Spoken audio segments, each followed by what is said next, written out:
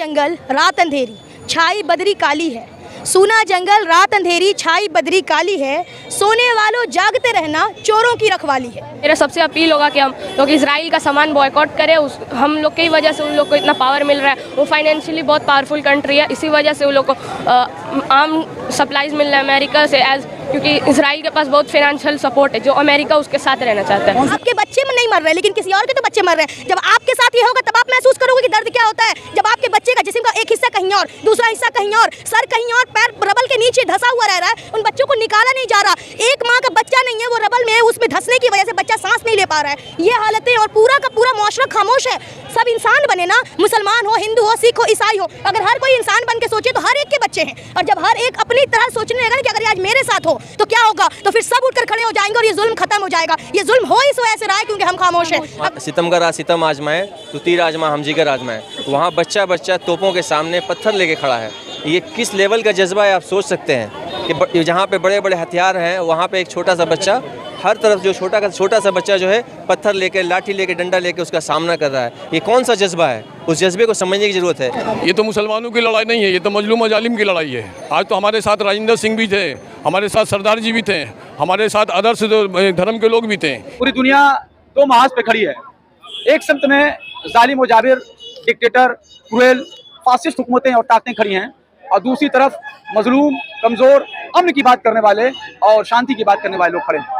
जहां इजराइल के साथ आज जालिम इजराइल के साथ, बर्बर फासिस्ट इजराइल के साथ terrorist America, France, German, Britain जैसी ताकतें खड़ी हैं, वहीं फलस्तीन की हिमायत में Russia, China, north Korea, Syria, Egypt जैसी ताकतें, जॉर्डन जैसी ताकतें भी खड़ी हो रही हैं। जंगल रात अंधेरी छाई बदरी काली है, सूना जंगल रात अंधेरी छाई बदरी काली है, सोने वालों जागते रहना चोरों की रखवाली है। सोने वालों जागते रहना चोरों की रखवाली है। ये जो कत्ले आम हो रहा, अगर सब मिलकर एक साथ बोलना शुरू कर दे, सिर्फ अपनी आवाज़ उठाना शुरू कर दे, सिर्फ हर एक इंसान इकट्ठे हो जाए ना, सिर्फ मुसलमान नहीं, क्योंकि जुल्म जब होता है तो अगर जालिम पर रहम किया जाए, जालिम की हिमायत की जाए तो वो मजलूम पर सबसे बड़ा जुल्म होता है। और याद रखें कि जुल्म के खिलाफ लड़ना ही सिर्फ बात नहीं होती, अगर आप सह रहे हैं ना तो वो भी आप बहुत बड़ा जुल्म कर रहे हैं। आपके बच्चे में नहीं मर रहे लेकिन किसी और के तो बच्चे मर रहे हैं। जब आपके साथ ये होगा तब आप महसूस करोगे कि दर्द क्या होता है। जब आपके बच्चे का जिस्म का एक हिस्सा कहीं और, दूसरा हिस्सा कहीं और, सर कहीं और, पैर रबल के नीचे धंसा हुआ रह रहा है, उन बच्चों को निकाला नहीं जा रहा। एक माँ का बच्चा नहीं है, वो रबल में है, उसमें धंसने की वजह से बच्चा सांस नहीं ले पा रहा है। ये हालतें और पूरा का पूरा मुआशरा खामोश है। सब इंसान बने ना, मुसलमान हो, हिंदू हो, सिख हो, ईसाई हो, अगर हर कोई इंसान बन के सोचे तो हर एक के बच्चे हैं। और जब हर एक अपनी तरह सोचने लगेगा ना कि अगर आज मेरे साथ हो तो क्या होगा, तो फिर सब उठकर खड़े हो जाएंगे और ये जुल्म खत्म हो जाएगा। ये जुल्म हो इस वजह से रहा है क्योंकि हम खामोश हैं। अगर हम सब मिलकर इंसान बनकर बोलना शुरू कर दें तो कोई भी जालिम टिक नहीं पाएगा। जो नमरूद था ना, नमरूद को अल्लाह ने एक मच्छर से खत्म किया था, फिरौन पानी में गर्क होकर खत्म हुआ, ये भी खत्म होगा, लेकिन उसके लिए अभी वो मुअज्जिज़ात का जमाना नहीं है। यहाँ पर बोलने का वक्त है। अगर अब भी नहीं बोलेंगे तो वही होगा। याद रखें, अबाबिलों का लश्कर आया था ना अब्राहा के हाथी को मारने के लिए, इस बार अबाबिल आएगा ना तो सारे मुसलमानों और इंसानों को मारेगा, क्योंकि वो खुद ये सब बर्दाश्त कर रहे, देख रहे हैं। और अगर अब नहीं बोले तो कल को ये हमारे साथ होगा। देखिए, भारत के प्रधानमंत्री को मैं क्या कह सकती, भारत के प्रधानमंत्री हो या पूरी अरब ममालिक का कोई हो, हर एक मंत्री तो खामोश है। उन्हें अपना क्या उनका पर्सनल गर्ज है मैं नहीं जानती।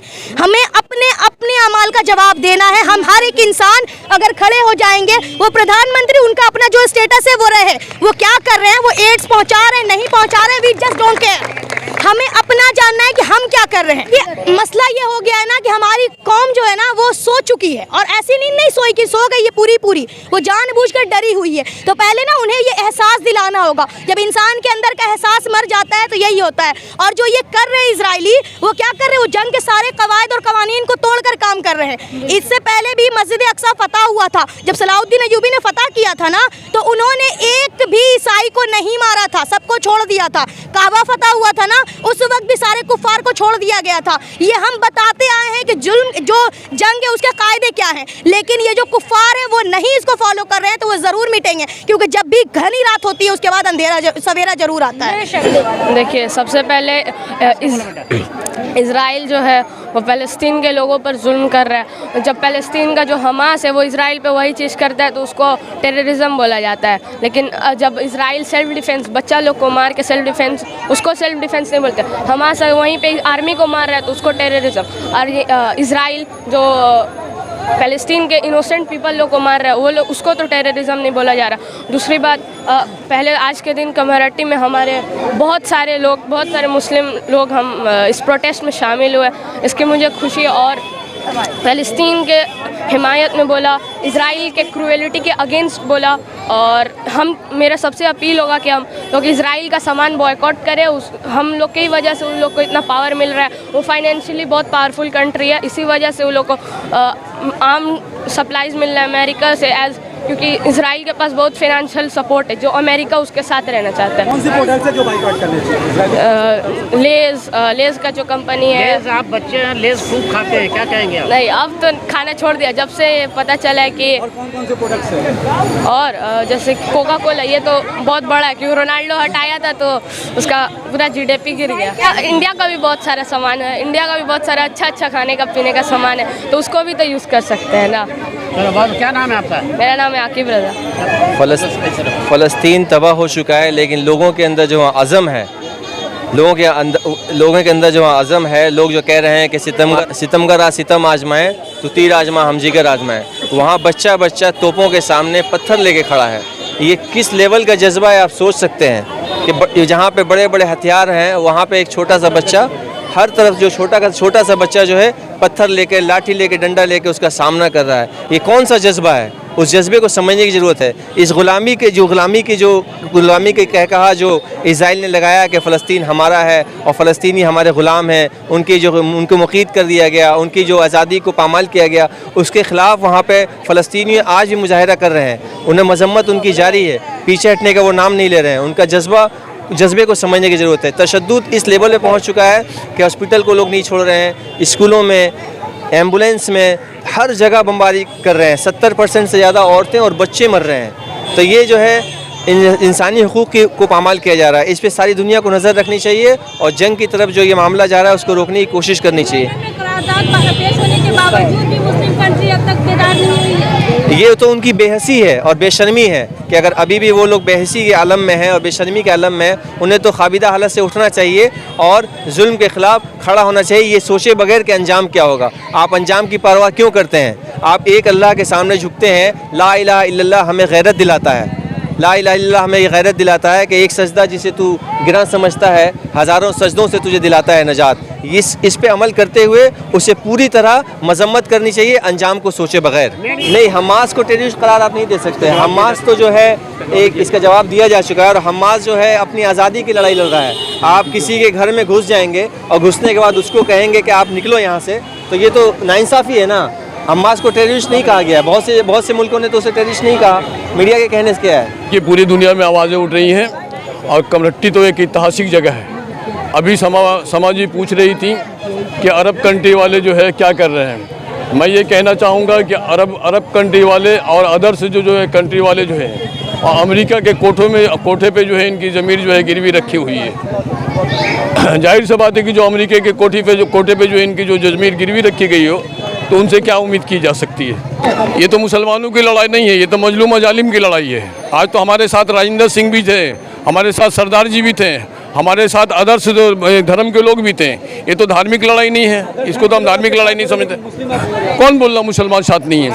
कोई ज़रूरी थोड़ी है कि रोड पर ही उतरे, जो जहाँ है वहीं से जो है काम कर रहा। मुसलमानों की आबादी बंगाल में कुछ मायने रखता है, मगर आज ये 40% नजर नहीं आ रही। देखो, जिसको समझ में आ गए वो रोड पे आ गए और जिसको नहीं समझ में आए जो घर में सोए हुए हैं। क्या मुसलमानों से नहीं, मैं पूरे जो इंसाफ पसंद लोगों से ये करूँगा कि जो जालिम और कुत्ता जो है इस्राइल के खिलाफ आप सामने, वो कुत्ता है, वो कुत्ता ही नहीं बल्कि उससे भी खराब लफ्ज़ में कहा जा सकता है। जो मासूम जो है फ़लस्तीन बच्चों को जो कत्ल किया जा रहा, उसको क्या हम एजाज़ से नवाजेंगे या उसको अलकाब से नवाजेंगे? हम लोग अभी पूरी दुनिया दो महाज पे खड़ी है।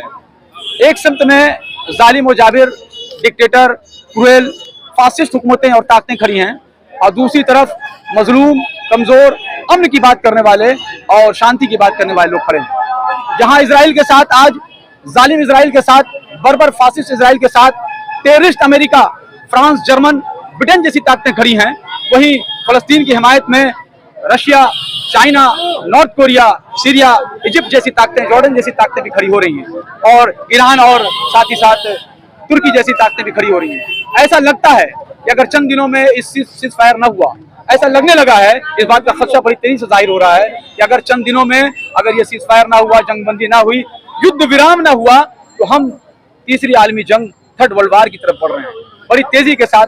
और आपको पता ही है कि अगर थर्ड वर्ल्ड वार हो गया तो एडवांस टेक्नोलॉजी जिस तरह से वेपन्स आज दुनिया को खत्म करने के लिए, लोग जो आगे बढ़ रहे हैं, ये मुस्लिम कंट्री तो यहाँ साथ ही नहीं दे रही है, फिर साथ देने का बात कैसे कर रहे हैं? देखिए, ये मुस्लिम और हिंदू की तो बात ही नहीं है। तुर्की की बात कर रहे हैं, तुर्की मैंने तो नॉर्थ कोरिया, रशिया और चाइना की बात कही। चाइना एक कम्युनिस्ट कंट्री है।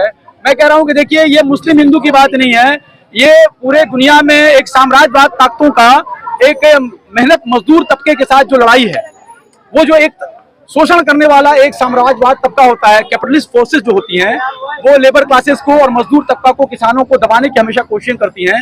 तो आज ये साम्राज्यवाद ताकतें एक तरफ हो गई हैं, ये कैपिटलिस्ट फोर्सेस एक तरफ हो गई हैं, अमेरिका, जर्मन, ब्रिटेन, फ्रांस, ये सारी ताकतें एक तरफ हो गई हैं, और दूसरी तरफ इनके जुल्म को खत्म करने के लिए धीरे धीरे जो, देखिए, ये रशिया के साथ यूक्रेन की जो जंग हुई थी ना, जिसमें खाका नजर आया था, वो खाका आज कहीं बड़े पैमाने पर, बड़े स्केल पर होने जा रहा है, और ये मैं खदशा ही जाहिर कर सकता हूं, क्योंकि बेहतर जानने वाला तो दुनिया को बनाने वाला ही है।